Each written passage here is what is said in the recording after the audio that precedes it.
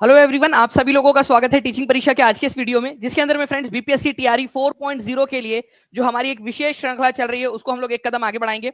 आप सभी लोगों का बहुत बहुत स्वागत है आज के इस स्पेशल सेशन में, जिसमें हम लोग जीके जीएस की रिवीजन मैराथन करने वाले हैं। तो चलिए जल्दी से हम लोग शुरू करते हैं। लेकिन फ्रेंड्स उससे पहले जितने भी बच्चे जिन्होंने यहाँ पर इस सेशन को लाइक कर दिया, उन सभी लोगों का बहुत बहुत शुक्रिया। जैसे कि मैं यहाँ पर मैं देख पा रहा हूँ फ्रेंड्स, कंटिन्यूअसली जितने बच्चे जुड़ते जा रहे हैं, सेशन को लाइक भी करते जा रहे हैं यहाँ पर में। ठीक है, तो बहुत बहुत शुक्रिया आप सभी लोगों का जिन्होंने भी सेशन को लाइक कर दिया है। एक बार हाथ भी ऊपर कर दीजिएगा ताकि मैं देख सकूं कि कितने बच्चे हैं जिन्होंने लॉयल्टी के साथ में यहाँ पर में अपना योगदान सेशन के अंदर में दे दिया है। तो बहुत बहुत शुक्रिया आप सभी लोगों का। ठीक है, चलिए तो देखिए फ्रेंड्स, अगर हम लोग पहले क्वेश्चन की बात करें तो बिहार एस्टेट टीजीटी के अंदर में आया हुआ ये क्वेश्चन है आप लोगों का। आपके टीआरई 4.0 में भी पूछे जाने की संभावना है। आने वाली आप लोगों की जो री एग्जाम होंगी 17th बीपीएससी की, उसमें भी पूछे जाने की संभावना है। साथ ही साथ अलग अलग जो एग्जाम है उसके अंदर में क्वेश्चन आता है। भारतीय राष्ट्रीय, ठीक है, जो अखिल भारतीय ट्रेड यूनियन कांग्रेस है, ठीक है, all India trade union Congress, इसका गठन कब और किसकी अध्यक्षता में हुआ था, ये आपसे पूछा गया है। और फ्रेंड्स मैं आपको बता दूं, अखिल भारतीय ट्रेड यूनियन कांग्रेस के बारे में मैंने ऑलरेडी आप लोगों को पढ़ाया हुआ है। काफी इंपॉर्टेंट पॉइंट है, एग्जाम के अंदर में पूछे जाने की संभावना बन जाती है इसकी। ठीक है, तो all India trade union Congress का जो गठन है ये 31 अक्टूबर को हुआ था 1920 के अंदर में, लाला लाजपत राय की अध्यक्षता में। ठीक है, 31 अक्टूबर 1920 को लाला लाजपत राय की अध्यक्षता में हुआ था। ठीक है, इसी वजह से आंसर होगा ऑप्शन नंबर ए। ठीक है, डायरेक्टली भी क्वेश्चन पूछता है, आई टूक ऑल इंडिया ट्रेड यूनियन जो व्यापारियों का संगठन है, ठीक है, उसकी स्थापना कौन से वर्ष में हुई थी? 1920 में हुई थी। एक क्वेश्चन यहां बन जाएगा। उसके संस्थापक अध्यक्ष कौन थे? ये हो जाएगा आप लोगों का लाला लाजपत राय। ठीक है, अगर आप लोगों से पूछ लिया जाए इसकी स्थापना कहाँ हुई थी, ठीक है, कहां पर में हुई था इसका पहला सेशन, तो बॉम्बे के अंदर में हुआ था। ये भी याद रख लेना आप लोग, ये भी क्वेश्चन बन सकता है। एक नंबर यहां भी मिल जाएगा आप लोगों को। ठीक है, तो इस तरीके से जो है फ्रेंड्स ये क्वेश्चन पूछे जाने की संभावना बनती है आपकी। तो ये आपका एक्चुअल में एग्जाम में आए हुए क्वेश्चन जो है ना वो बहुत ज्यादा इंपॉर्टेंट हो जाते हैं आप लोगों के लिए। ठीक है, चलिए तो हम लोग नेक्स्ट क्वेश्चन की तरफ में हम लोग आगे बढ़ते हैं हमारे। अगर मैं आप लोगों को बताऊं, हमारा नेक्स्ट क्वेश्चन, बिहार में 2023 की वन रिपोर्ट, कल रात में मैंने पेड क्लास के अंदर में वन रिपोर्ट पूरी पढ़ाई है बिहार को लेकर। कितने बच्चे मौजूद थे उसके अंदर में? वन रिपोर्ट हमने पढ़ी है और मैंने आपको बार बार क्वेश्चंस प्रैक्टिस कर करके करवा करवा के याद करवाया है आप लोगों को। ठीक है, तो बिहार में 2023 की जो वन रिपोर्ट अभी आई है, अभी जस्ट अभी आई है एक हफ्ता पहले, 2023 की रिपोर्ट अभी 2024 के अंदर में आई है आखिरी में। तो वन रिपोर्ट 2023 के अनुसार बिहार का कुल कितना वन आवरण है? तो ये देखिए काफी सारे बच्चे हैं जो बोल रहे हैं कि मैं भी था। बहुत सारे बच्चे हैं यहाँ पर में, कल थे जो क्लास के अंदर में, मजा आया था क्लास के अंदर में। ठीक है, तो ऐसे ही फ्रेंड्स आगे में भी आपको पढ़ाने वाला हूँ। जो बच्चे अभी तक नहीं जुड़े जल्दी से जुड़ जाइए, कहीं आप लोग पीछे ना रह जाए। ठीक है, जो बच्चे जुड़ चुके हैं वो कंटिन्यूअसली ग्रो कर रहे हैं, आगे बढ़ रहे हैं, रैंक सिलेक्शन के साथ में रैंक के लिए तरफ भी आगे बढ़ रहे हैं। आप कहीं पीछे ना रह जाओ। नो फ्रेंड, देखिए यहाँ पर मैं 2023 की बात करूं अगर मैं आप लोगों से, तो 2023 के अंदर में 7,532.45 स्क्वायर किलोमीटर का जो एरिया है, ठीक है, बिहार का, ये आप लोगों का जो है वो याद रखेंगे आप सभी लोग, वनाच्छादित है। ठीक है, वन से घिरा हुआ है। ये लगभग कितना परसेंट आता है बिहार के ज्योग्राफिकल एरिया का? चलिए परसेंटेज आप बताएंगे, कल रात में बच्चे थे अगर आप लोग तो आपको याद हो गया होगा। बताइए कितना परसेंट आता है लगभग लगभग?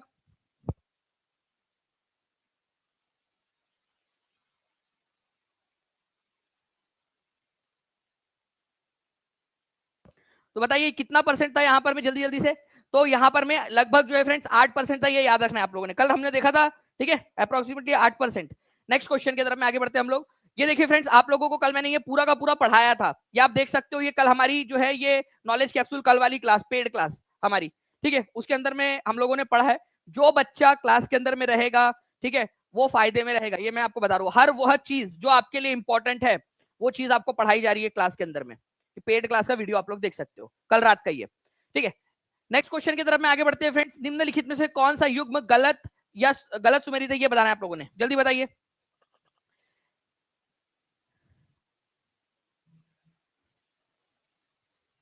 जी बिल्कुल देख सकते हैं साइंस वाले भी, क्योंकि एजीएस में भी काम आएगा आपको ये।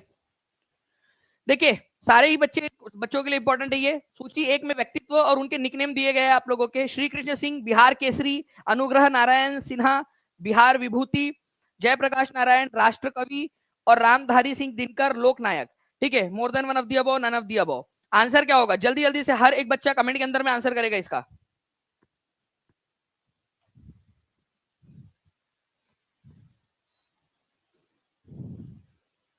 चलिए बहुत बढ़िया फ्रेंड। देखिए यहाँ पर मैं अगर मैं बात करूं तो श्री कृष्ण सिंह जो है ये बिहार केसरी के नाम से जाने जाते हैं, बिल्कुल सही है। ठीक है। अनुग्रह नारायण सिन्हा बिहार विभूति के नाम से जाने जाते हैं, बिल्कुल सही है। लेकिन जयप्रकाश नारायण को राष्ट्र कवि थोड़ी कहते हैं। ठीक है, जयप्रकाश नारायण जो है उनको कहा जाता है लोकनायक। ठीक है, और रामधारी सिंह दिनकर जी जो है उनको राष्ट्र कवि की उपाधि दी गई है। ठीक है, तो ये उल्टा पुल्टा दिया गया है, ये दोनों गलत है। आप लोगों से गलत वाला ही पूछा गया था, गलत वाला। तो जब गलत वाला आपसे पूछा गया है तो आंसर क्या हो जाएगा, मोर than one of the above. ठीक है, एक से ज्यादा, मोटा, मोर than one of the above. और ये दिया है आपके ऑप्शन नंबर ई के अंदर में। ठीक है, तो आपके लिए थोड़ा सा टफ क्वेश्चन बनाया ताकि आपको एग्जाम के अंदर में इजी लगे। कितने लोग मानते हैं कि टीचिंग परीक्षा के अंदर में, मैंने इतने सारे इंटरव्यूज लिए, आप बच्चों के इंटरव्यूज देखना जो टीचिंग परीक्षा के से टॉपर्स बने हैं। ठीक है, एक बच्चा है जिसने 6 to 8, 9, 10, 11, 12 तीनों एग्जाम टीचिंग परीक्षा के कोर्स से जो है उसने क्लियर किया है। कई सारे बच्चे, कल मैंने आपको एक इंटरव्यू दिखाया था, वो बच्चा जो है वो दुकान पे काम करके जो है उसने सफलता हासिल की है। सबका एक चीज कहना है, टीचिंग परीक्षा के ऊपर में जो क्वेश्चन का लेवल है ना, वो एग्जाम से मैच करता है। एग्जाम लेवल के क्वेश्चन और एग्जाम में जैसे क्वेश्चन पूछे जाते हैं उस प्रकार के ऑप्शन के साथ में और उस तरीके से आपको क्वेश्चन दिए जाते हैं। ठीक है, जहां जहां भी आपको जिस तरीके से भी आपकी मदद हो सकती है उस तरीके से क्वेश्चन मिलते हैं। तो यहाँ पर मैं मोर than one of the above answer होगा, गलत वाला पूछा था, इस तरीके से याद रखना आप लोगों ने। ओके, चलिए हम लोग जो है फ्रेंड्स यहाँ पर में 5 मिनट हो चुके हैं। यहाँ पर में हमारे पास 1400 से ज्यादा बच्चे जुड़ चुके हैं। ठीक है, 768 लाइक्स है। जल्दी जल्दी से सेशन को लाइक भी करते रहेंगे ताकि और भी बहुत सारे क्वेश्चन मैं आप लोगों को करवा सकूं। ठीक है, नाउ नेक्स्ट क्वेश्चन देखिए फ्रेंड्स, आप लोगों का 69 बीपीएससी में पूछा गया था और ये क्वेश्चन जो है आपका रिपीट होने के चांसेस बहुत ज्यादा है। ठीक है, बहुत सारी एग्जाम्स के अंदर में ये क्वेश्चन आता है। बताइए इस पर्टिकुलर क्वेश्चन का आंसर क्या होगा। सर बीपीएससी का जीके जीएस बेस्ट लेना है, प्लीज बता दीजिए कैसे लेना है। परिधि प्रजापति जी, नीचे में एक नंबर चल रहा है, ठीक है, उसके ऊपर में कॉल कर लीजिए। अगर कॉल ना लग पाए तो व्हाट्सएप कर लीजिएगा, टीम आपकी मदद कर देंगी। ठीक है, अभी जो है वो न्यू ईयर सेल चल रहा है, आपका मैक्सिमम डिस्काउंट चल रहा है। और मैं आपको बता दूं 7 तारीख को आप लोगों की एक टेस्ट भी है। ठीक है, उस टेस्ट के अंदर में जो टॉप 10 बच्चे रहेंगे उनको टीचिंग परीक्षा की हुडी मिलेंगी और जो टॉप 50 बच्चे रहेंगे उनको भी सरप्राइज प्राइज मिलने वाला है। ठीक है, तो अभी से पढ़ाई करना स्टार्ट कर दीजिए। जो पेड क्लास की जो नॉलेज कैप्सूल्स है, ठीक है, मैं बार बार बोल रहा हूँ, ये एक मौका है आप लोगों के लिए पढ़ाई करने का। ये छोटे छोटे से मौके हैं जिससे आपकी प्रिपरेशन हो जाती है उस समय में जब बाकी बच्चे आराम कर रहे हैं। ठीक है, टीचिंग परीक्षा के पेड क्लास के बच्चे कंटिन्यूअसली कंपटीशन के अंदर में, क्लास के अंदर में टेस्ट देकर, ऐसे छोटे छोटे जो है जो इवेंट्स है, जैसे हमारा ये नॉलेज कैप्सूल का हमने टेस्ट रख लिया, ये कर करके तैयारी कर रहे हैं, इसीलिए वो रैंक लेकर आएंगे टीचिंग परीक्षा के स्टूडेंट। ये याद रखना है आप लोगों ने, क्योंकि अंदर में आपको बहुत सारे बार अपॉर्चुनिटीज दी जा रही है पढ़ने की, आपको खेल खेल में पढ़ा दिया जा रहा है। तो फुतुहत आलमगिरी जो है फ्रेंड्स, ये याद रखना है, ईश्वरदास नागर जी ने लिखी थी, इंपॉर्टेंट पुस्तक है। 69 पीपीएससी में आया था, आपके टीआरई 4 के अंदर में भी पूछे जाने की संभावना बन जाती है। ठीक है, ईश्वरदास नागर जी ने। तो फुतुहत आलमगिरी जो है ये औरंगजेब के शासनकाल के समय की कुछ घटनाओं का इसमें वर्णन आपको मिलता है। ईश्वरदास नागर जी ने लिखी थी। ठीक है, फुतुहत आलमगिरी, फुतुहत आलमगिरी, ये याद रखेंगे आप सभी लोग। ईश्वरदास नागर जोधपुर के जो है फ्रेंड्स एक ऑफिसर थे, जोधपुर से बिलोंग करते थे, मुगल ऑफिसर थे। ठीक है, मुगल दरबार में काम करते थे, लेकिन थे वो बिलोंग करते थे जोधपुर से। तो औरंगजेब के समय काल, मतलब जब तक वो जिंदा थे तब तक का उन्होंने वर्णन किया है 1698 का। औरंगजेब की मृत्यु तो बाद में हुई। ठीक है, औरंगजेब ये तो ठीक है 1707 में इसकी डेथ हुई, लेकिन 1698 तक जब तक ईश्वरदास नागर जी जिंदा थे तब तक का उन्होंने रिकॉर्ड लिखा है। ठीक है, ये आप लोगों ने याद रखना, ये इंपॉर्टेंट पॉइंट है, एग्जाम के अंदर में पूछ सकते हैं आप लोगों से। ठीक है, फूफा जी आ गए सर। चलिए फूफा जी जो है वो उनके अपने घर के संस्कार प्रदर्शन कर रहे होंगे वो लोग। ठीक है, चलिए आगे बढ़ते हम लोग यहाँ पर में। बताइए जल्दी जल्दी से इसका आंसर क्या होगा आपका।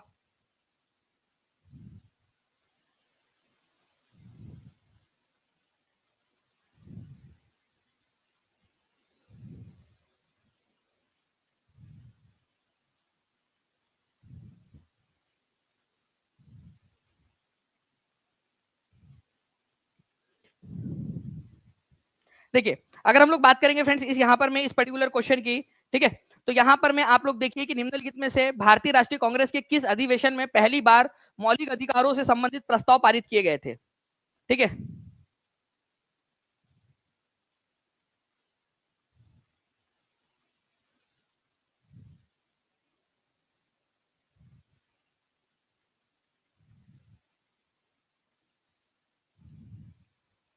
जी, तो देखिए फ्रेंड्स पहली बार मौलिक अधिकार जो है फ्रेंड्स, अगर हम लोग बात करेंगे तो हमारे भारत के संविधान का आज के समय में बहुत ही एक इंपॉर्टेंट पार्ट है ना, मौलिक अधिकार, फंडामेंटल राइट्स। इसको सबसे पहली बार इंडियन नेशनल कांग्रेस के कौन से अधिवेशन के अंदर में चर्चा किया गया था इसको, तो इसको चर्चा किया गया था कराची अधिवेशन के अंदर में।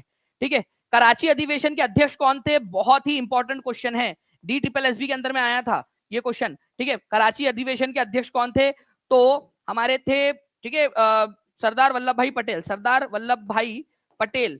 ठीक है, सरदार वल्लभ भाई पटेल इसके अध्यक्ष थे। उन्होंने क्या किया, अपने जिगरी, अपने छुटकू को, ठीक है, उन्होंने काम दिया, बोले जवाहरू, ठीक है, तो एक काम करो जवाहरलाल नेहरू, तुम एक काम करो, ठीक है, एक कमेटी बना रहा हूं मैं, ठीक है, फंडामेंटल राइट्स की कमेटी, तुमको उसके चेयरमैनशिप करनी है। तो सरदार वल्लभ भाई पटेल ने ये जिम्मेदारी, जो मौलिक अधिकारों से संबंधित जो कमेटी बनाई गई थी, ठीक है, उस कमेटी की जिम्मेदारी किसको दी, उस कमेटी की अध्यक्षता किसको दी थी, जवाहरलाल नेहरू को दी थी। ये याद रखना है आप लोगों ने। कई सारे व्हाट्सएप यूनिवर्सिटी के जो छात्र है और वो प्रोफेसर जो है वो ये फैलाते हैं कि पंडित जवाहरलाल नेहरू और सरदार वल्लभ भाई पटेल में बनती नहीं थी। अरे भाई बहुत घनिष्ठता थी। सुभाष चंद्र बोस और जवाहरलाल नेहरू में नहीं बनती थी, अरे बहुत घनिष्ठता थी। सुभाष चंद्र बोस ने जब आजाद हिंद फौज को आगे बढ़ाया उन्होंने, तो एक जवाहर ब्रिगेड उन्होंने नाम रखा था एक का। ठीक है, तो आपको बता दूं कि सरदार वल्लभ भाई पटेल अध्यक्ष थे, उन्होंने ये जिम्मेदारी जवाहरलाल नेहरू के ऊपर में सौंपी थी कि आप जो है फंडामेंटल राइट्स कमेटी की अध्यक्षता कीजिए करके। ओके, तो 1931 के अंदर में पहली बार इसके ऊपर में चर्चा हुई थी कांग्रेस के सेशन के अंदर में। मौलिक अधिकारों को लेकर जो है हमारे भारत के संविधान के अंदर में पार्ट नंबर कौन सा है, जल्दी से आप लोग बता देंगे मुझे। ठीक है, देख लेते हैं अब, क्योंकि हम लोग भाई पढ़े, हम लोगों का अपन को तो पढ़ाई अपन जैसे ही स्टार्ट करेंगे अपन आगे में और बहुत सारी चीजें पढ़ना स्टार्ट कर देंगे अपन। ठीक है, ठीक है, ओके, तो पार्ट नंबर 3 है ये, है ना। आर्टिकल नंबर कहां से कहां तक, चलो आप जितना आप लोगों के लिए जरूरी है ना उससे एक कदम आगे बढ़ के पढ़ाऊंगा आप लोगों को। ठीक है, आर्टिकल कहां से कहां तक है जल्दी बताओ। और अगर ये क्वेश्चन खत्म होते होते आप लोगों ने 1500 लाइक्स पार कर दिए तो मैं आपको प्रॉमिस करता हूं कि मैं आपको प्रैक्टिस क्वेश्चंस भी कराऊंगा। ठीक है, ज्यादा से ज्यादा। तो पार्ट नंबर 3 में आर्टिकल नंबर 12 से लेकर जो है फ्रेंड्स यहाँ पर में 35 तक के आर्टिकल्स इसके अंदर में दिए गए। पार्ट नंबर 3 में हमने मौलिक अधिकार का हमारे संविधान के अंदर में कंसेप्ट कहां से लिया है, तो यूएसए से लिया है, ये भी याद रखना है आप लोगों ने। ठीक है, यूएसए से। ओके, क्या इसको लेकर आप कोर्ट जा सकते हो, बिल्कुल जा सकते हो। अगर आपको फंडामेंटल राइट्स नहीं मिल रहे हैं तो फंडामेंटल राइट्स को लेकर आप लोग कोर्ट जा सकते हो, कोर्ट जाने का अधिकार है आपके पास में, मतलब जस्टिशिएबल है ये। ठीक है, न्यायालय में प्रवर्तनीय है फंडामेंटल राइट्स, मौलिक अधिकार। बाद में जाकर जो है फंडामेंटल राइट्स को पहली बार इसमें चर्चा हुई 1931 में। ठीक है, बाद में जाकर जो है इसमें हो गया, ठीक है, आपका संविधान में भी शामिल हो गया। मैं टीम से रिक्वेस्ट करूंगा कि टीम अगर हमारा नेक्स्ट क्वेश्चन तक अगर 1500 लाइक्स हो जाते हैं तो प्लीज वो जो DSSB का क्वेश्चन आया था कराची अधिवेशन वाला वो भी रख दीजिएगा। ठीक है, शालू सिंह पूछे कि सर 2000 लाइव है फिर भी एक के लाइक क्यों। हाँ शालू जी, वही है, मतलब लॉयल स्टूडेंट्स जो है वो अगर सारे लोग रहेंगे तो फिर अच्छे से पढ़ाने में मजा भी आएगा। चलिए देखिए, एक क्वेश्चन आपका प्रैक्टिस वाला, फुतुहत अल आलमगिरी, फुतुहत अल आलमगिरी या फुतुहल ए आलमगिरी जिसको कहा जाता है, राजस्थान सीईटी के एग्जाम में आया था ये क्वेश्चन। ठीक है, बताइए इसका आंसर क्या होगा आप लोगों का।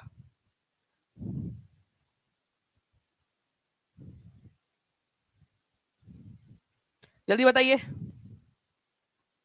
जल्दी जल्दी से सभी लोग। देखिए अर्नव ने चैलेंज भी दे दिया आपको 2000 प्लस लाइक्स का, जल्दी से। ठीक है, तो देखिए अगर मैं बात करूं आप लोगों से, ईश्वर दास नागर जो है फ्रेंड्स, ये याद रखें आप लोगों ने, इन्होंने लिखी थी फुतुहत आलमगिरी। ये आप लोगों का राजस्थान सीटी की ग्रेजुएट एग्जाम के अंदर में आया था, और ये क्वेश्चन आप लोग थोड़ी देर पहले देखोगे कि आपका 69 बीपीएससी में भी आया था। तो रिसर्च करके पढ़ा रहे हैं बिल्कुल आपको, जो एग्जाम में पूछा जा सकता है हर एक चीज रिसर्च करके। ठीक है, नाउ फ्रेंड्स आप लोगों का नेक्स्ट क्वेश्चन जो है वो हम लोग देख लेते हैं यहाँ पर में। देखिए एक क्वेश्चन और है आपका प्रैक्टिस क्वेश्चन। ठीक है, भारतीय राष्ट्रीय कांग्रेस के निम्नलिखित में से किस सत्र में मौलिक अधिकारों और आर्थिक नीति पर प्रस्ताव पारित किया गया था।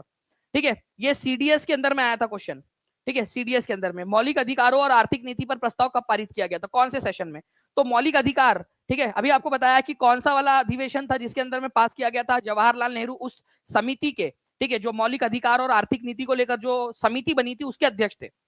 इसके ऊपर में क्वेश्चन बन चुका है टीआरई में। मुझे अभी जस्ट एक चीज याद आई, मैं टीम से रिक्वेस्ट करूंगा प्लीज बैक एंड टीम, अगर पॉसिबल हो और हमारे बच्चे यहाँ पर में जो है 2000 प्लस लाइक्स कर देते तो वो टीआरई का एक्चुअल वाला क्वेश्चन भी लगा दीजिएगा कि फंडामेंटल राइट्स कमेटी जो बनी थी 1931 के अंदर में उसके अध्यक्ष कौन थे। ठीक है, लगा दीजिएगा उस क्वेश्चन को। ठीक है, तो लेकिन पहले वेट करिएगा कि बच्चे रिस्पांस दे रहे हैं या नहीं। मौलिक अधिकारों को लेकर जो है, या फिर हम लोग फिर पेड क्लास के अंदर में कराएंगे उसको। मौलिक अधिकारों को लेकर जो आर्थिक नीति है फ्रेंड्स, उसको लेकर कहां पर में हुआ था, आपका कराची अधिवेशन के अंदर में हुआ था। ठीक है, 1931 के अंदर में ये हुआ था आप लोगों का, ये याद रखेंगे आप सभी लोग, 1931 के अंदर में। ठीक है, और इसके अध्यक्ष कौन थे, सरदार वल्लभ भाई पटेल थे। ठीक है, ये याद रखेंगे आप सभी लोग। ओके, और ये आपको बता दूं, ये 1931 का जो सेशन था, अब चलो थोड़ा बहुत तो बता ही दे, तो कम से कम 45 और 45th नंबर का सेशन था ये, सेशन था ये। कभी अगर आ जाए एग्जाम में भूले भटके से, ठीक है, तो 45th नंबर का सेशन था ये आपका इंडियन नेशनल कांग्रेस का, 45वें नंबर का।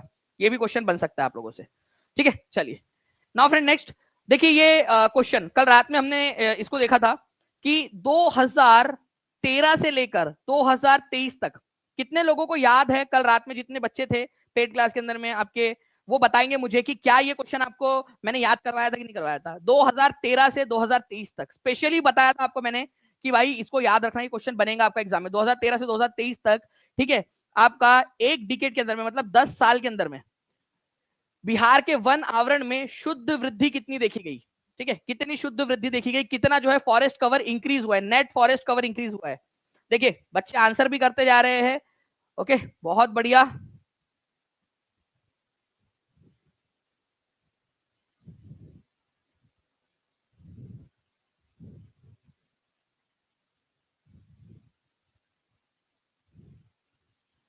बहुत खूब, बहुत खूब, बहुत बढ़िया फ्रेंड्स, आप लोगों के आंसर्स आते जा रहे हैं और बच्चे बताते भी जा रहे हैं कि हम लोग थे सर क्लास में, ठीक है। आंसर्स के साथ में वो लोग हाथ भी ऊपर कर रहे हैं।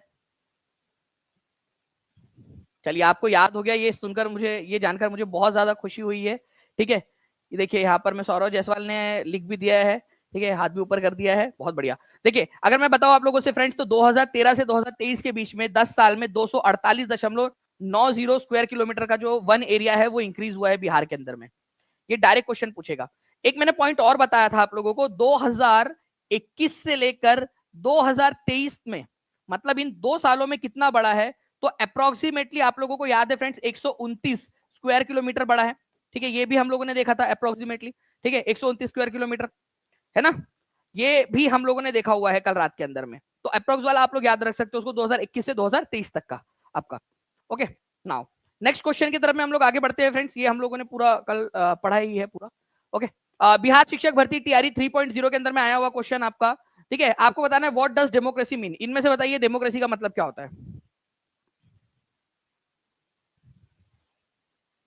देखिए आप लोगों को बता दूं फ्रेंड, जितने भी बच्चे हैं, न्यू ईयर सेल चल रहा है आप लोगों के लिए, ठीक है। आप लोगों का जुड़ना चाहते हैं तो जल्दी से जल्दी टीचिंग परीक्षा के साथ में जुड़कर अपने जो सपने हैं उसको पूरा कर सकते हैं, क्योंकि आपकी आज का आपका स्टेप, ठीक है।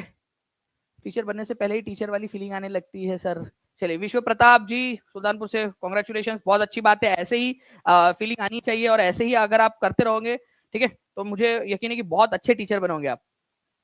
मैं आपको बता दूं न्यू ईयर सेल चल रहा है, जितने भी बच्चे जुड़ना चाहते हैं वो लोग जुड़ सकते हैं जल्दी से जल्दी, ताकि आपकी पढ़ाई स्टार्ट हो सके। 7 तारीख की टेस्ट के लिए तैयार हो जाइए आप सभी के सभी, ठीक है। 1 तारीख के बाद से 1 तारीख तक जितने भी फीचर्स है आप लोगों के, जो एक्स्ट्रा फीचर्स मिल रहे हैं वो 1 तारीख तक ही मिलेंगे आपको। उसके बाद में जो बच्चा ज्वाइन होगा उनको सिर्फ और सिर्फ कोर्स मिलेगा, जो एक्स्ट्रा कोर्सेस है वो अलग कर दिए जाएंगे, ठीक है। 1 तारीख तक के जितने भी बच्चे ज्वाइन हो चुके होंगे उन लोगों को सारे फीचर्स मिलेंगे, जो पहले के बच्चे हैं उनका कोई फीचर नहीं हटाया जाएगा, उनका सब कुछ रहेगा। 1 तारीख के बाद वाले जो बच्चे, जैसे अभी केवल न्यू बैच मिल रहा है, 1 तारीख के बाद वाले जो बच्चे हैं उन लोगों को न्यू बैच ही मिलेगा, उसके एक्स्ट्रा बैचेस जो साथ में मिल रही है वो नहीं मिलेगी फिर। तो डेमोक्रेसी का मतलब क्या होता है, rule of party, rule of government, rule of the people. तो रूल ऑफ द पीपल होता है, ये याद रखना आप लोगों ने, लोगों का शासन होता है। तो आंसर इसका ऑप्शन नंबर सी हो जाएगा, ठीक है। कितने परसेंट लोगों ने सही आंसर दिया था ये भी देख लेते हैं हम लोग, 83% लोगों ने आंसर दिया है। तो सुप्रीम पावर जो है आप लोगों का जनता के हाथ में होता है, ये एक्चुअल क्वेश्चन है आपका टीआरई 3 का। नेक्स्ट क्वेश्चन की तरफ में आगे बढ़ते हैं। बख्तियार खिलजी ने बिहार पर आक्रमण किया था, ठीक है जी, हाँ बिल्कुल किया था बख्तियार खिलजी। नालंदा विश्वविद्यालय जो है उसको जला दिया था, विक्रमशिला यूनिवर्सिटी जो है उसको जला दिया था, ठीक है। तो इसने बिहार पर आक्रमण किया, इसका पहला विवरण आपको कहाँ मिलता है, ये 64वीं बीपीएससी में आ चुका है, आगे में भी पूछे जाने की संभावना है आप लोगों की, ठीक है। तो इसका पहला, ठीक है, उल्लेख आप लोगों को कहां पर में मिलेगा ये आप लोगों को आंसर करना है। तो इसका जो है फ्रेंड्स आपको मिलेगा तबाकते नासिरी के अंदर में, ये आप लोगों ने याद रखना था, तबाकते नासिरी के अंदर में। तबाकते नासिरी लिखी किसने थी, ये भी क्वेश्चन बनता है एग्जाम के अंदर में, तबाकते नासिरी किसने लिखी। तो तबाकते नासिरी जो है फ्रेंड्स ये याद रखेंगे आप सभी के सभी लोग, किसने लिखी थी, ये आप लोग जल्दी बताइए। कंप्यूटर साइंस पढ़ना है कमलेश चौरसिया जी, आप नीचे में जो नंबर चल रहा है ना उस पर कॉल या व्हाट्सएप कर लीजिए, टीम आपकी मदद करेंगी। सपने तो सभी देखते हैं, उनको पंख टीचिंग परीक्षा देते हैं, क्या बात है। कुमारी मिशा मुस्कान जी बहुत बहुत शुक्रिया आपके प्यारे से कमेंट के लिए, ठीक है। तो तबाकत नासिरी, ठीक है, बताइए। मिराज सिराज, ठीक है, वेरी गुड, बहुत बढ़िया, ठीक है। मिराज ए सिराज जो थे उन्होंने लिखी थी पुस्तक, ओके। तो इंपॉर्टेंट पॉइंट है, एग्जाम के अंदर में आप लोगों से पूछा जा सकता है, तबाकत नासिरी। तो मिनहाज सिराज जो था उन्होंने पर्शियन भाषा में लिखी थी तबाकत नासिरी। इसी के अंदर में बिहार के ऊपर में बख्तियार खिलजी के आक्रमण का जो है उल्लेख मिलता है। मैं आपको बता दूं फ्रेंड्स कि बख्तियार खिलजी जो था वो किसका जनरल था, ये क्वेश्चन आता है। तो बख्तियार खिलजी जो है ये अलाउद्दीन जो है आपका कुतुबुद्दीन ऐबक जो है उसका जनरल हुआ करता था। ठीक है, उसका सिपाही था, उसका सेनापति था। ठीक है, बिहार के अंदर में आया वो।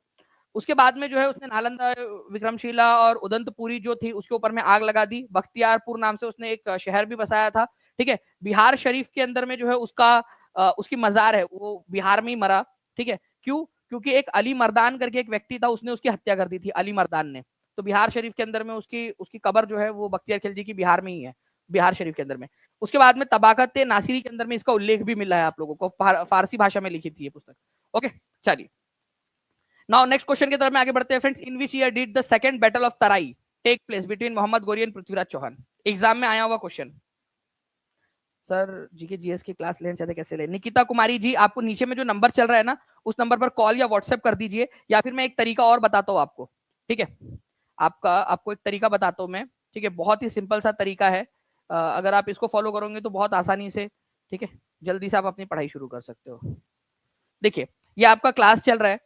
ठीक है, जैसे ही आप इस क्लास के अंदर में डिस्क्रिप्शन बॉक्स से नीचे में आपका, ठीक है, यहाँ पर मैं आप देखोगे डिस्क्रिप्शन बॉक्स है, उसके ऊपर में क्लिक करोगे तो वहां पर मैं आपको एक दिखेगा how to buy BPSC TRE 4.0 course, ये आपको दिख रहा है। उसके ऊपर में क्लिक करना है उस लिंक पर। जैसे उस लिंक पर क्लिक करोगे आप, आपके सामने जो है पूरे के पूरे कोर्सेज की लिस्ट आ जाएंगी, जो भी कोर्सेज अवेलेबल है सारे कोर्सेज की लिस्ट आ जाएंगी। ठीक है, इनमें से जो भी आपको कोर्स चाहिए, ठीक है, स्पीड में आप उसके ऊपर में क्लिक कर दीजिए। जैसे ही आप उसके ऊपर में क्लिक करोगे आप देखोगे कि आपका जो है एक और पेज आपका खुलकर आ गया है सामने में। उस पर बाय नाउ पे क्लिक करना है और ये 4 डिटेल्स भरनी है बस। कितना समय लगेगा? मुश्किल से 1 मिनट लगेगा आपको। ठीक है, ये सारे पूरी प्रोसेस करने में। ठीक है, बाय नाउ के ऊपर में क्लिक किया आपने, और बाय नाउ पे क्लिक करते ही आप चले जाओगे पेमेंट गेटवे पे। पेमेंट गेटवे के ऊपर में क्लिक किया आपने, जैसे भी आपको पेमेंट करनी है जिस भी तरीके से, ठीक है, आपने पेमेंट की, और पेमेंट करने के बाद में आपका कोर्स आपके अकाउंट के अंदर में ऐड, इतना सिंपल। ठीक है, तो आप जुड़ सकते हो। मोहम्मद गौरी और पृथ्वीराज चौहान के बीच में 2 लड़ाइयां हुई है, तराई की 2 लड़ाइयां। तराई की जो पहली लड़ाई हुई थी और जो दूसरी लड़ाई हुई थी उनके ऊपर में बात कर लेते हैं हम लोग। पहली लड़ाई जो हुई थी वो हुई थी 1991 के अंदर में, दूसरी लड़ाई जो हुई थी 1992 के अंदर में हुई थी। पहली लड़ाई जो है वो कौन जीता था? पृथ्वीराज चौहान जीत गए थे। ठीक है, लेकिन जो दूसरी लड़ाई है उसके अंदर में मोहम्मद गौरी जो है वो जीत गया था, मोहम्मद गौरी जीत गया था, ये याद रखेंगे आप सभी लोग। ओके, तो आंसर क्या हो जाएगा आपका? 1992 हो जाएगा आपका। ठीक है, सेकंड वाली लड़ाई के अंदर में। तो पहली वाली सफलता की गारंटी टीचिंग परीक्षा, पिंकू कुमारी जी बोले। चलो thank you very much Pintu ji. जो टीचिंग परीक्षा के पेड स्टूडेंट है ना, ठीक है, उनसे बड़ा टेस्टिमोनियल कुछ नहीं हो सकता। जो जो पढ़ रहे हैं, ठीक है, उससे ज्यादा आप लोगों को और क्या मिलेगा। तो पृथ्वीराज चौहान जो है फ्रेंड्स, ये याद रखना है, सुल्तान मोहम्मद गोरी नामक अफगान शासक को 1191 में उन्होंने हराया था, लेकिन दूसरे ही साल 1192 में उनके हाथों हार गए थे वो। नाउ फ्रेंड्स, अब इस क्वेश्चन को बहुत ज्यादा इंपॉर्टेंट मार्क कीजिए, very very very important question. ठीक है, very very very important question. भारतीय संविधान के किस अनुच्छेद के अधीन राज्यपाल राष्ट्रपति के विचार के लिए किसी विधेयक को आरक्षित रख सकता है? ठीक है जी, बिल्कुल। सोशल आर्मी जो है दानिश सर की टीचिंग परीक्षा की रॉक करने वाली है, अर्नव ठाकुर जी को पता है, क्योंकि पेड क्लास के अंदर में हमने दंगा मचा रखा है। चलिए देखिए फ्रेंड्स, अगर मैं बात करूं आपसे कि भारत के संविधान के किस अनुच्छेद के अधीन राज्यपाल राष्ट्रपति के विचार के लिए कोई विधेयक आरक्षित रख सकता है, अब इसको ध्यान से समझो आप लोग। ठीक है, मैं आपको आसान भाषा में समझाता हूँ। ठीक है, अगर किसी को ना पता हो तो मैं आसान भाषा में समझा देता हूँ। ये मान लो बिहार है, बिहार के नए राज्यपाल कौन है? जल्दी से कमेंट करके बताएंगे। देखो, हर एक जगह पे हम रिवीजन करने के, रिवीजन जो है ना एक मौका है। ठीक है, आप उसको कभी ना छोड़िए, रिवीजन मौका है। ओके, रिवीजन करते रहिए, रिवीजन को कभी नहीं छोड़ना है। ठीक है, तो देखिए फ्रेंड्स, अगर मैं बात करूं आप लोगों से कि बिहार के जो नए राज्यपाल है, ठीक है, आरिफ मोहम्मद खान जो बने हैं नए। अब ये जो है फ्रेंड्स, मान लेते हैं कि कोई विधानसभा कोई कानून पारित करती है, तो गवर्नर जो है उस पर हस्ताक्षर करके उस कानून को, ठीक है, उस विधेयक को कानून बना देते हैं। जनरली नॉर्मली ऐसा होता है।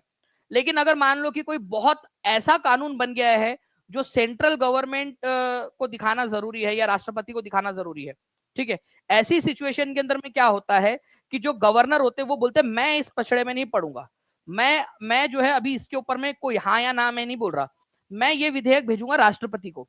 राष्ट्रपति मतलब केंद्र सरकार को, सिंपल सी बात है, क्योंकि राष्ट्रपति अपने मन मर्जी से कुछ नहीं करता, सब वो केंद्र सरकार के इशारे पे ही करता है। ठीक है, तो कोई बिल को अटकाना है ना जनरली, तो ये इस तरीके की हरकत की जाती है हमारे देश के अंदर में। ओके, वो क्या करते हैं, वो रिजर्व रख लेते हैं राष्ट्रपति के लिए, राष्ट्रपति के विचार के लिए आरक्षित रख लेते हैं कि राष्ट्रपति उस पर फैसला करेंगे। तो आर्टिकल नंबर 201 के तहत ये होता है और ये बहुत इंपॉर्टेंट क्वेश्चन है। मैं टीम से रिक्वेस्ट करूंगा कि ऐसे वो कई सारे क्वेश्चंस आपको निकाल के दिखा सकते हैं जो एग्जाम के अंदर में पूछे गए इसके ऊपर में आधारित। ठीक है, 918 लाइक्स हो चुके हैं फ्रेंड्स, 2800 से ज्यादा बच्चे देख रहे हैं। जल्दी जल्दी से सेशन को लाइक कर देंगे हर एक बच्चा जल्दी से, ताकि इसी तरीके से हम लोग जो है बहुत सारे इंपॉर्टेंट क्वेश्चन सॉल्व कर सके। ठीक है, ये बहुत ज्यादा इंपॉर्टेंट क्वेश्चन है आप लोगों का। ओके, ये याद रखना है आप लोगों ने कि राष्ट्रपति के विचार के लिए राज्यपाल उस विधेयक को सुरक्षित रख लेते हैं कि भाई मैं इसमें कोई फैसला नहीं दे रहा, राष्ट्रपति देखेंगे जो देखने का है। आर्टिकल नंबर 201, ये बहुत बार आया हुआ है क्वेश्चन ये आपका। ठीक है, तो प्लीज इसको याद रखिएगा आप सभी लोग। अच्छा, एक क्वेश्चन मैं आप लोगों से पूछना चाहूंगा, यहाँ पर मैं इतना खर्चा हो ही गया है मालिक, तो एक एक्स्ट्रा क्वेश्चन कर ही लेते हैं हम लोग। आपको पता है ऑर्डिनेंस या फिर जो अध्यादेश होता है, ठीक है, अध्यादेश क्या होता है? अध्यादेश ये होता है ऑर्डिनरी कानून, जिसको ऑर्डिनेंस कहते हैं। ऑर्डिनेंस कहा जाता है। ऑर्डिनेंस जो है फ्रेंड्स, ये राष्ट्रपति भी निकाल सकते हैं, केंद्र सरकार केंद्र स्तर पर राष्ट्रपति इसको निकाल सकते हैं। ठीक है, और राज्य स्तर पर अगर कोई टेम्पररी कानून बनाना है तो उसको गवर्नर निकाल सकते हैं। गवर्नर, जो राज्यपाल होते हैं वो निकाल सकते हैं, गवर्नर साहब। राष्ट्रपति के निकालने के लिए जो आर्टिकल है वो है 123 अध्यादेश का। बहुत ही इंपॉर्टेंट वाला पॉइंट बता रहा हूं मैं आपको। अगर आप लोगों से गवर्नर वाला आर्टिकल पूछ लिया जाए तो प्लीज ये याद रखना आप लोगों ने, ये 213 है, ये भी पूछते हैं नॉर्मली। ठीक है, ओके, ये क्वेश्चन बनता है आप लोगों का एग्जाम के अंदर में। ओके, चलिए, तो केंद्र सरकार के अंदर में अगर केंद्र सरकार को कानून बनाना है टेम्पररी रूप से अर्जेंटली, जबकि जो है लोकसभा राज्यसभा अस्तित्व में अभी बैठी हुई नहीं है, ठीक है, उसकी सीटिंग नहीं चल रही है, तो राष्ट्रपति को बोलकर वो 123 के तहत कोई भी ऑर्डिनेंस निकलवा सकते हैं। राज्य को अगर निकालना है तो 213 के तहत कर सकते हैं। अच्छा, क्या इससे अध्यादेश के जरिए संविधान संशोधन हो सकता है? मैं हाई लेवल क्वेश्चन पूछ रहा हूं आपसे, संविधान संशोधन ऑर्डिनेंस के जरिए किया जा सकता है क्या? नहीं। ठीक है, संविधान संशोधन या कॉन्स्टिट्यूशनल अमेंडमेंट अध्यादेश के जरिए नहीं किया जा सकता, उसके लिए संसद को ही बैठना पड़ेगा। हाँ, नॉर्मली छोटा मोटा कोई कानून बनाना है तुमने तो कानून बना दो अभी टेम्पररी रूप से, ठीक है, बाद में संसद से पास करा लेंगे उसको, वो चलता। संविधान में अगर कोई संशोधन करना है, एक वर्ड भी हटाना गिराना ऐड करना कुछ भी करना है, ऑर्डिनेंस के जरिए नहीं हो सकता वो भाई। ठीक है आपका, ठीक है, तो संविधान संशोधन केंद्र स्तर पर राष्ट्रपति नहीं कर सकते अध्यादेश के जरिए, उसके लिए संसद को ही बैठना पड़ेगा। तुम बुलाओ संसद को रात में 2 बजे, ठीक है, अगर इतना ही अर्जेंट है तो। Sir BPSC TRE TGT PGT GS class लेना है, हिंदी संस्कार अकेडमी जी, बिल्कुल आप ले सकते हो। मैं बता रहा हूँ आपको, नीचे में नंबर चल रहा है, उस पर कॉल या व्हाट्सएप कर लीजिए, या जो मैंने अभी अभी वीडियो दिखाया था ना उसको भी आप देख लोगे तो उससे भी आपको पता चल जाएगा, उससे भी आप देख सकते हो। ठीक है, नंबर पे कॉल कर लीजिएगा, अभी ऑफर चल रहा है तो आपको आसानी से मिल जाएगा। ठीक है जी। अच्छा चलो, एक और संविधान संशोधन की बात निकली है, संविधान संशोधन का आर्टिकल बता दो। एक और बात निकली है, संविधान संशोधन का कार्यक्रम जो प्रस्ताव जो है, हमने जो चीज है संविधान संशोधन की, वो कहां से उधार लिया है कंसेप्ट, वो भी बता दो।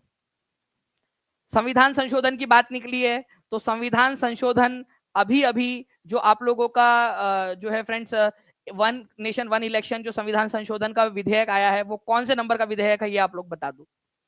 संविधान संशोधन की बात निकली है तो संविधान संशोधन में आप बता दो कि महिला आरक्षण का जो बिल बना है वो कौन से नंबर का संविधान संशोधन हुआ है, ये भी बता दो। ठीक है, अभी आज के लिए इतना रखते हैं, अदरवाइज और भी बहुत सारी, जीएसटी का संविधान संशोधन बता दो। ठीक है, एनबीएनसी जो है national commission for backward class है, उसका संविधान संशोधन बता दो। ठीक है, सबसे पहला संविधान संशोधन कौन से साल में हुआ था ये बता दो।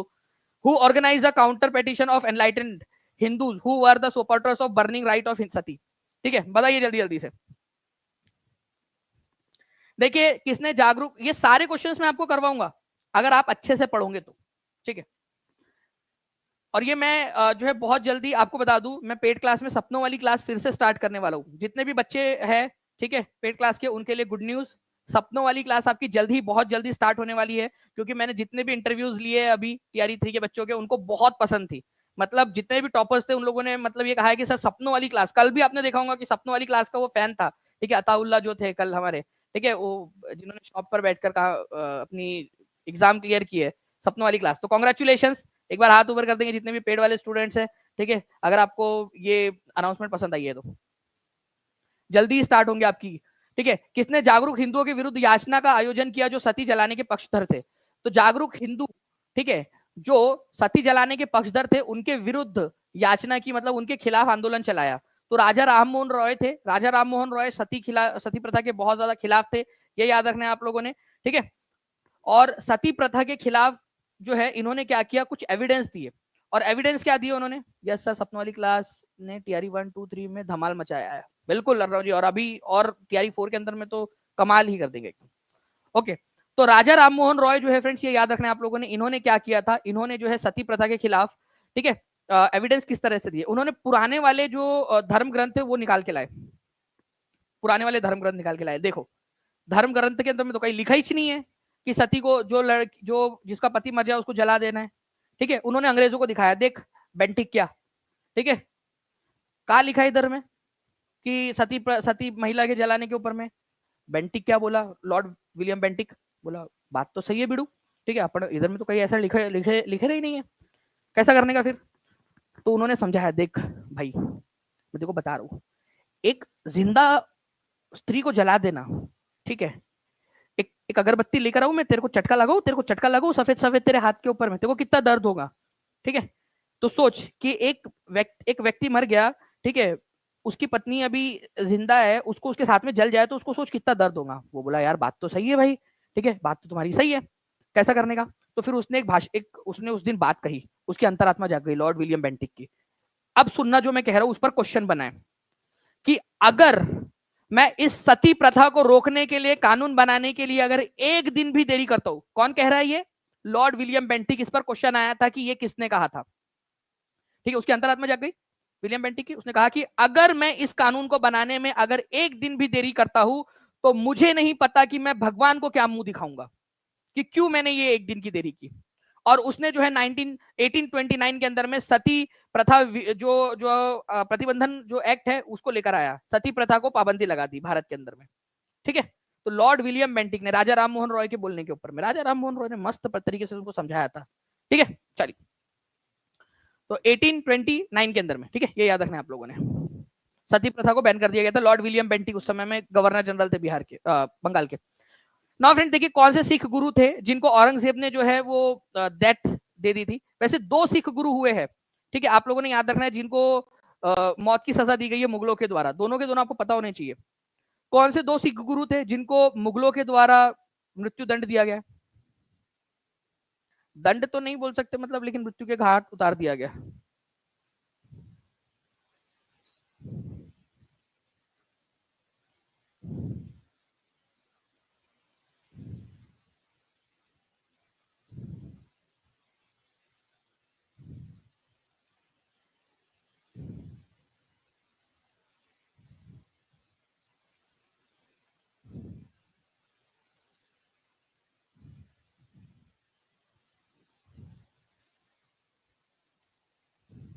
चलिए देखिए फ्रेंड्स, अगर मैं आप लोगों से बात करूं तो 2 जो है सिख गुरु हुए हैं, जो 5th नंबर के सिख गुरु थे, 5वें नंबर के, ठीक है। उनका नाम था गुरु अर्जन देव जी, गुरु अर्जन देव जी, गुरु अर्जन देव जी, ठीक है, ये याद रखना है। इनको जो है फ्रेंड्स मृत्यु दंड दिया गया था, मृत्यु के घाट उतार दिया गया था, वो उतारा गया था जहांगीर के द्वारा, जहांगीर, ठीक है, जहांगीर के द्वारा। और जो 9th नंबर के सिख गुरु थे, गुरु तेग बहादुर जी, ठीक है, गुरु तेग बहादुर, गुरु तेग बहादुर, तेग बहादुर, ठीक है, गुरु तेग बहादुर, उनको जो है मृत्यु दंड दिया गया था बहुत तड़पा तड़पा के, औरंगजेब के द्वारा, औरंगजेब के द्वारा, ठीक है, ये याद रखना है आप लोगों ने, गुरु तेग बहादुर को। तो 5वें और 9वें नंबर के जो सिख गुरु है इनको जो है मृत्यु दंड दिया गया था, ये याद रखेंगे आप सभी लोग। तो आंसर हो जाएगा उपयुक्त में से कोई नहीं, ठीक है, क्योंकि यहाँ पर मैं औरंगजेब के बारे में पूछा है, ठीक है, कौन से सिख गुरु थे, गुरु तेग बहादुर, यहाँ ऑप्शन में दिया नहीं है, तो आंसर ई हो जाएगा, है ना। इस तरीके से आप लोग कर सकते थे। ओके, तो 2300 बच्चों ने लाइक कर दिया, 3200 से ज्यादा बच्चे देख रहे हैं, जल्दी जल्दी से सेशन को लाइक एंड शेयर और करते रहेंगे फ्रेंड्स, ठीक है। तो औरंगजेब ने 9वें जो सिख गुरु थे, गुरु तेग बहादुर जी, उनको जो है फ्रेंड्स यहाँ पर में जो है मृत्यु दंड दे दिया था। नाउ फ्रेंड्स अब देखिए 65वीं बीपीएससी का क्वेश्चन, प्रवाल भित्ति निम्नलिखित में से किस क्षेत्र में नहीं पाई जाती? अब व्हाट इज मीन बाय प्रवाल भित्ति? Coral reefs. देखिए फ्रेंड्स, कोरल जो है ना, ये छोटे छोटे से मराइन एनिमल्स है, मराइन एनिमल्स, ठीक है, एनिमल्स है, छोटे छोटे से स्मॉल मराइन एनिमल्स, स्मॉल भी बोलना गलत ही होगा, टाइनी है, बहुत ज्यादा छोटे होते हैं, टाइनी मराइन एनिमल्स, समुद्र में रहने वाले छोटे छोटे से जीव है। जब ये मर जाते हैं तो एक दूसरे के ऊपर में जमा होते जाते हैं, ठीक है, एक दूसरे के ऊपर में जमा होते जाते हैं इस तरीके से, ठीक है। तो जब लाखों करोड़ों साल हो जाते हैं ना, तो ये ऐसा पूरा का पूरा एक पहाड़ टाइप का बन जाता है, उनके ऊपर में जमा जमा जमा जमा होते होते होते होते, ठीक है। उसको आप कोरल रीफ बोलते हैं। वो पहाड़ी टाइप की जो बन जाती है, रीफ भित्ती टाइप की बन जाती है, या रीफ टाइप की बन जाती है, समुद्र के अंदर से सतह तक आ जाती है, समुद्र के सतह तक आ जाती है ऐसे पूरा ऊपर में, तो उसको कोरल रीफ बोला जाता है। तो आप लोगों को ये कहां पर में नहीं मिलेंगी ये बोला गया है, कहां पर में नहीं पाई जाएंगी, आप प्लीज इसको ध्यान रखना, कहां पर में नहीं पाई जाती है ये बोल रहा है आप लोगों से, ठीक है।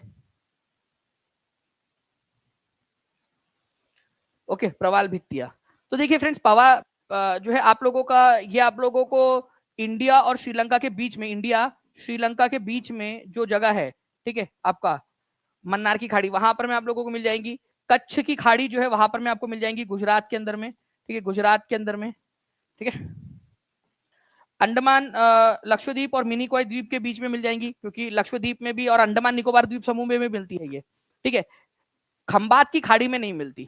खंबात की खाड़ी मतलब वो गुजरात और बॉम्बे का ये जो एरिया है ना, जहां पर में आपकी जो नदी है, ताप्ती नदी, ठीक है, और साबरमती नदी वगैरह जो मिलती है जाके वहां पर में, ठीक है, वहां पर में खंबात की खाड़ी पे नहीं मिलता है ये। बाकी अगर अदरवाइज कच्छ की खाड़ी के अंदर में ये इधर साइड के अंदर में मिलता है, ठीक है। और भारत और श्रीलंका के बीच में इधर में मिलता है, लक्षद्वीप में मिलता है, अंडमान निकोबार में भी मिलता है, ठीक है, कोरल रीफ।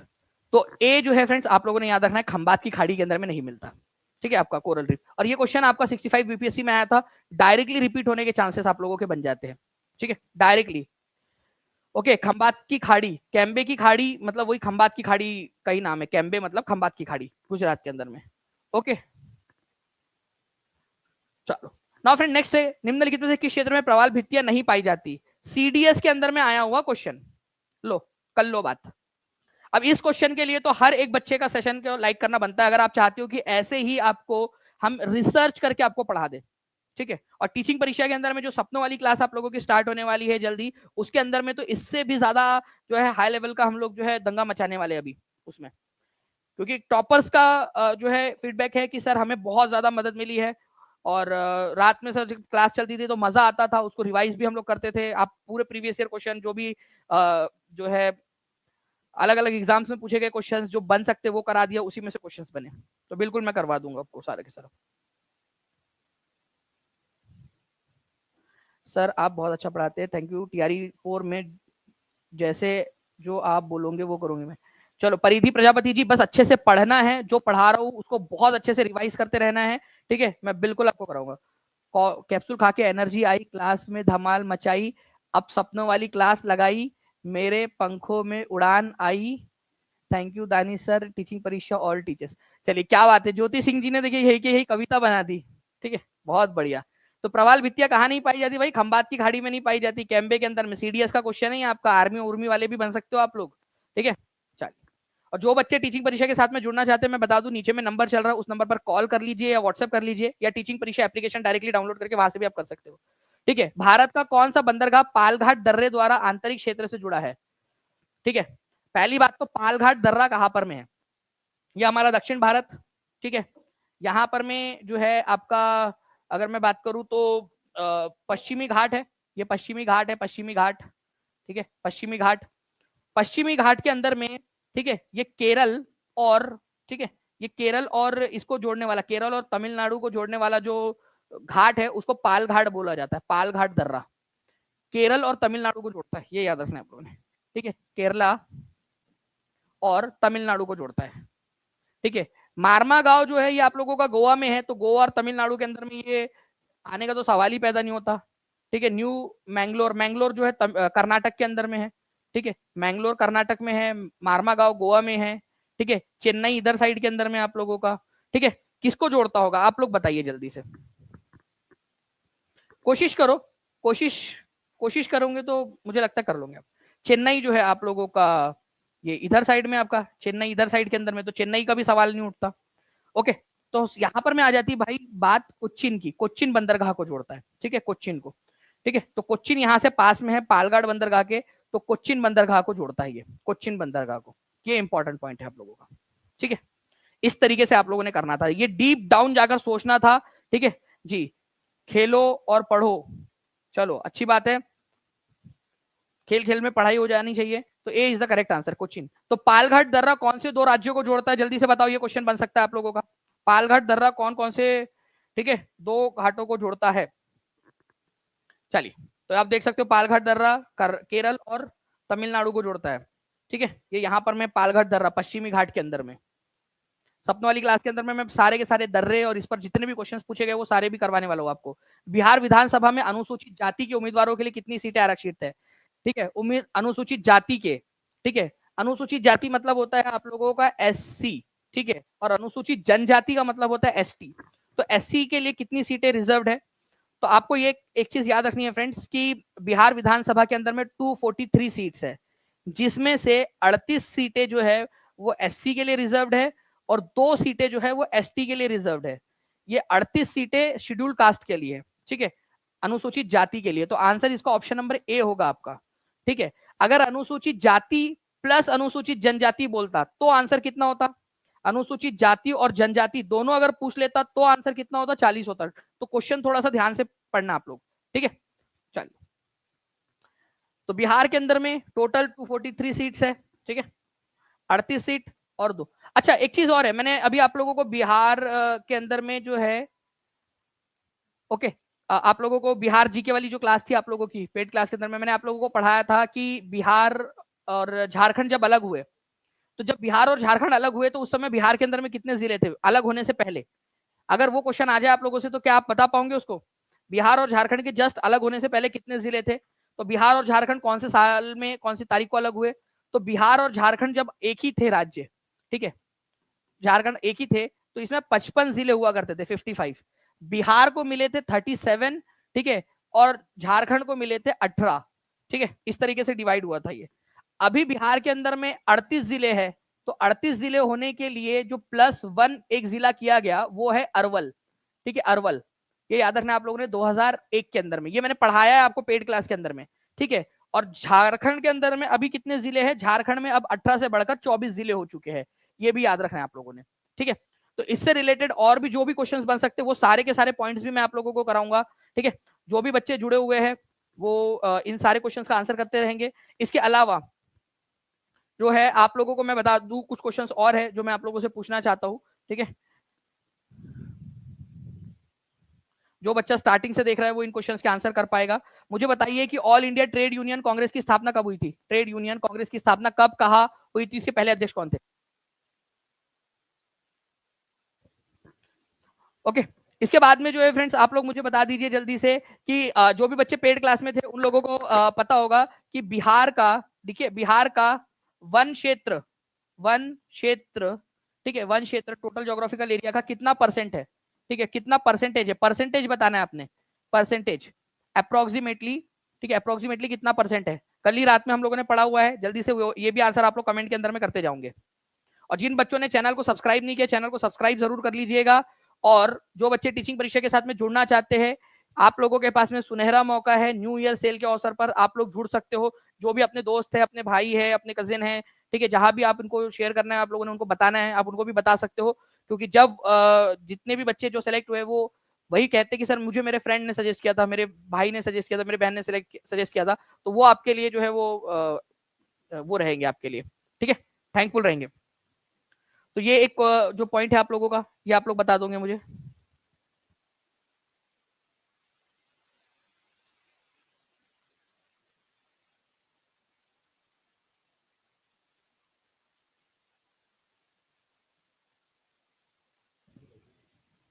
ठीक है, चलिए आप लोग बताइए फ्रेंड्स, यहाँ पर मैं और भी क्वेश्चन है मेरे पास में, आप लोग बताते जाएंगे मुझे कि जो कराची अधिवेशन हुआ था, कराची अधिवेशन, ठीक है, 1931 का, आप लोगों को बताना है कि कराची अधिवेशन के अध्यक्ष कौन थे। 1931 के अंदर में जो हुआ था इसके अध्यक्ष कौन थे, ये बता दीजिए आप लोग। पहली बार फंडामेंटल राइट्स जो है उसके बारे में बात कहां पर में हुई थी, उसके ऊपर में प्रस्ताव पारित हुआ था, तो कौन से वाले इसके अंदर में हुआ था ये भी बता देना आप लोगों ने। ठीक है, जल्दी जल्दी से आंसर्स करते रहेंगे सभी के सभी लोग। चलिए, तराई की दो लड़ाइयां हुई है, तराई की, ठीक है, तराई की दो लड़ाइयां हुई है, तराई की लड़ाई नंबर 1, तराई की लड़ाई नंबर 2। चलिए बताइए पहली लड़ाई कौन से साल में हुई थी, दूसरी लड़ाई कौन से साल में हुई थी, पहली लड़ाई कौन जीता, दूसरी लड़ाई कौन जीता, ये भी आप लोग मुझे बता देंगे कमेंट के अंदर में। ठीक है, तराई की पहली लड़ाई, दूसरी लड़ाई कौन कौन जीता, ये आप लोग बताते जाएंगे। ठीक है,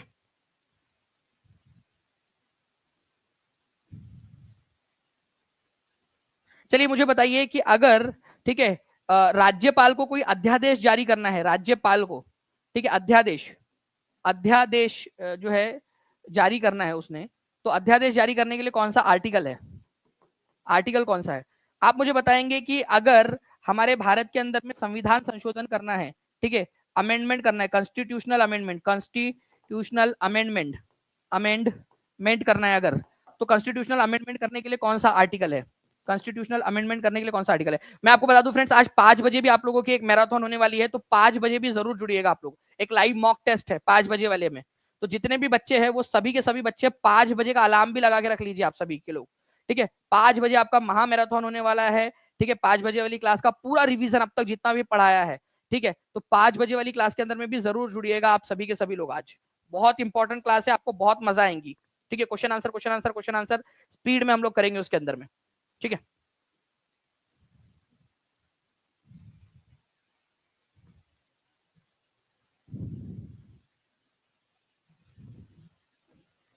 चलिए मुझे एक चीज आप लोग बताएंगे यहाँ पर मैं एक चीज के भाई, जो देखिए 2 गुरु, सिख गुरु है, ठीक है, जिनको मृत्यु दे दी गई थी मुगल बादशाहों के द्वारा। एक थे गुरु अर्जन देव जी, गुरु अर्जन देव जी, ठीक है, गुरु अर्जन देव जी, अर्जन देव जी, और गुरु तेग बहादुर जी, तेग बहादुर जी, बहादुर जी। ठीक है, ये कौन से नंबर के गुरु थे, ये कौन से नंबर के गुरु थे, जल्दी बताइए आप लोग।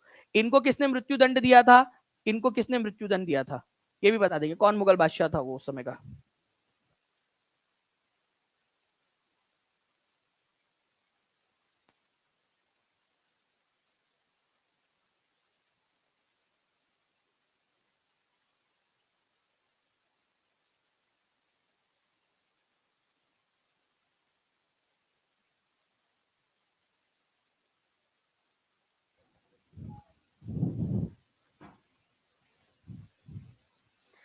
चलिए मुझे आप लोग बताएंगे यहाँ पर में कि पालघाट दर्रा जो है, पालघाट, जो पालघाट दर्रा है, ये कौन से 2 राज्यों को जोड़ता है, कौन से 2 राज्य है? ठीक है, कौन कौन से 2 राज्य है जिनको जोड़ता है पालघाट दर्रा? पालघाट दर्रा कौन से 2 राज्यों को जोड़ता है, ये भी बता देंगे आप लोग। 2827 लाइक्स हो चुके हैं फ्रेंड्स, जल्दी जल्दी से सेशन को लाइक भी करते रहेंगे। ठीक है, मुझे लगता है कि जल्दी से अगर आप सभी लोगों ने एक साथ मिलकर जो है सेशन को लाइक कर दिया, शेयर कर दिया, तो हम लोग जो है 3000 लाइक्स का आंकड़ा भी पार कर जाएंगे सभी लोग, जल्दी जल्दी से। पूनम कुमार, चलिए आप देखिए फ्रेंड्स, एक छोटा सा वीडियो है वो मैं दिखाना चाहूंगा, उसके बाद में फिर कुलदीप सर की क्लास आप लोगों की होगी। जो भी बच्चा टीचिंग परीक्षा के साथ में जुड़ना चाहता है, मैं आपसे कहना चाहूंगा ये सबसे बेस्ट मूवमेंट आप लोगों के लिए, लास्ट अपॉर्चुनिटी बची हुई है। ठीक है, न्यू ईयर ऑफर आपका, क्योंकि नए साल से नई शुरुआत, और नई शुरुआत जो है एकदम बेहतर होनी चाहिए। 2025 का टारगेट रखिए पहले ही दिन से। अभी से अगर आप पढ़ना स्टार्ट कर दोगे तो 2-3 दिन के अंदर में प्रैक्टिस हो जाएंगी, और नए साल से आप जो है नई उड़ान की तरफ में आगे बढ़ोगे। तो आज ही टीचिंग परीक्षा के जो है प्रीमियम कंटेंट के साथ में जुड़कर अपने सपनों की तरफ में आगे बढ़िए आप सभी के सभी। एक वीडियो आपको दिखाता हूँ, आप ये देखिए। Selection in BPSC TRE 3.0 in PRT and also in 6 to 8 for English subject. Thank you all the teacher of teaching परीक्षा। आज मेरा सिलेक्शन हुआ है तो सिर्फ और सिर्फ आप लोग की वजह से। Teaching Pariksha is the best platform to achieve our teaching goal. और स्पेशली दानी सर, आपके लिए जितना ही बोलो उतना ही कम है। You are the best teacher I ever got in my life. Hello teaching Pariksha and team, मैं MD Noor Ansari, BPSC TRE 3 में पीआरटी में मेरा सिलेक्शन हुआ है। दानिश सर का जो टीचिंग स्टाइल है, जो उनसे अपडेट मिलता आ रहा है, उनसे बहुत ज्यादा हिम्मत मिलती है, आगे क्या होने वाला है नहीं होने वाला है, बहुत सपोर्ट मिलता है। इसलिए टीचिंग परीक्षा को मेरी तरफ से thank you so much. Hello दोस्तों, मेरा नाम अंकित कुमार है। मैं 6 to 8 में एज इंग्लिश टीचर सेलेक्ट हुआ हूँ। मेरा रैंक 30 है अपने कैटेगरी में। दानिश सर हमेशा बोलते हैं टीचिंग परीक्षा में हम लोग एक परिवार हैं, और हम लोग का ख्याल सच में एक परिवार की तरह रखा गया। Hello everyone, my name is Shakib Imam. I have cleared BPSC TRE 3.0 in English subject. Teaching Pariksha as a platform has helped me a lot, especially with my current affairs and GS. I totally relied on this channel. Hello everyone, my name is Ayn Akhtar. I am from West Bengal. I have cleared BPSC 3.0 exam in English subject. My rank is 32 and this was my very first attempt. Thanks to the whole team of Teaching Pariksha for their assistance, guidance and support throughout the journey. Hello everyone, मैं अजय कुमार। मैं BPSC TRT में qualify किया हूँ। अगर आपको भी selection के साथ रैंक लाना है तो टीचिंग परीक्षा के पेड कोर्स से अवश्य जुड़े। Sir, big thanks to you, sir.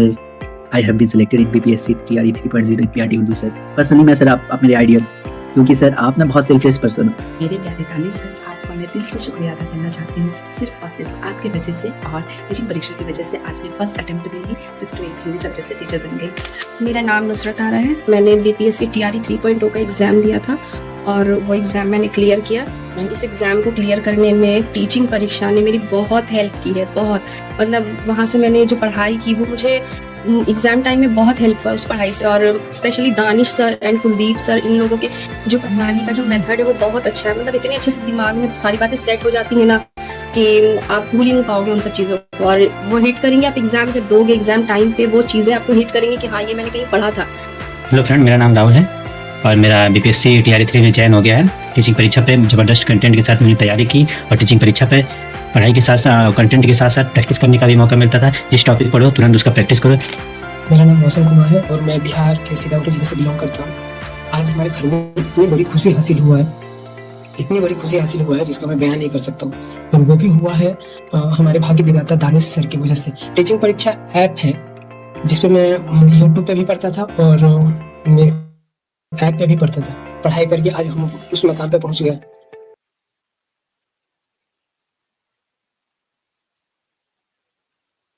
तो आप लोगों ने यहाँ पर मैं देखा फ्रेंड्स, जितने भी है हमारे टेस्टिमोनियल्स, ये तो बस एक झांकी है आप लोगों की, ठीक है। अभी बहुत बड़ा जो है यहाँ पर में कारवा है। 29,000 से ज्यादा जो बच्चे हैं फ्रेंड्स यहाँ पर में अब तक टीचिंग परीक्षा को रिपोर्ट कर चुके हैं कि वो सेलेक्ट हो चुके हैं, ठीक है। तो आप लोगों का भी नंबर है। अब तो हमारी सिलेक्शन के साथ में रैंक की भी तैयारी और जितनी मेहनत करनी पड़ेगी उतनी मेहनत करेंगे। तो आज ही टीचिंग परीक्षा के साथ में जुड़कर अपने भविष्य को सुरक्षित करें। कुलदीप सर की भी क्लास स्टार्ट होने वाली है, आप लोग वो भी देख सकते हो। बाकी अगर आप लोगों को जुड़ना है तो नीचे में जो नंबर चल रहा है फ्रेंड्स उस पर कॉल कर दीजिए या व्हाट्सएप कर दीजिए, आप टीम आपकी मदद जरूर करेंगी। या फिर टीचिंग परीक्षा एप्लीकेशन पर जाकर भी आप डायरेक्टली जो है इसको देख सकते हो। या फिर आप लोगों को जो है फ्रेंड्स एक वीडियो मैंने दिखाया था कि कैसे आप नीचे में लिंक दी गई है, उस लिंक पर क्लिक करोगे सारे के सारे कोर्सेज आ जाएंगे। आप वहां से भी इसको परचेस करके आप लोग अपनी पढ़ाई शुरू कर सकते हो। Okay, and all the best सभी को। मिलते हैं हमारे नेक्स्ट क्लास के अंदर में, तब तक take care and bye. God bless you all. 5 बजे भी आप लोगों की एक इंपॉर्टेंट क्लास है, उसमें भी जरूर जुड़िएगा आप सभी लोग। Thank you very much friend, bye, thank you.